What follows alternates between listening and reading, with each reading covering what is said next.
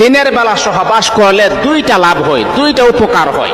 আপনি আপনার স্ত্রীর সাথে সহবাস করার কারণে দিনের বেলা, তখন আপনাদের দুজনের যৌন চাহিদা শেষ হয়ে গেছে।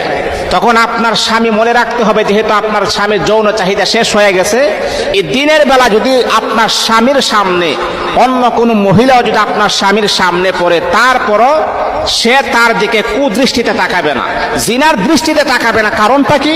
সে আপনার সাথে কিছুক্ষণ আগে সহবাস করে আসছে। আর মানুষের যখন যৌন চাহিদা যখন বাড়তি থাকে, তখন সামনে কোনো মহিলা দেখতে তার দিকে যৌন নজরে তাকানো হয়, এটা গুনাহের কাজ।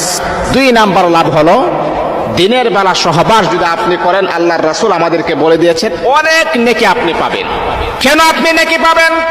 যেহেতু আপনি আপনার স্বামীকে পরিপূর্ণ তৃপ্তি আপনি দিয়েছেন, আপনার স্বামী আজকের দিনে আর কোনো গুনাহের কাজ করবে না, অন্য কোনো মহিলাদের দিকে কুদৃষ্টিতে তাকাবে না, জিনার নজরে তাকাবে না। এই জন্য আমার প্রিয় বন্ধুগণ, মা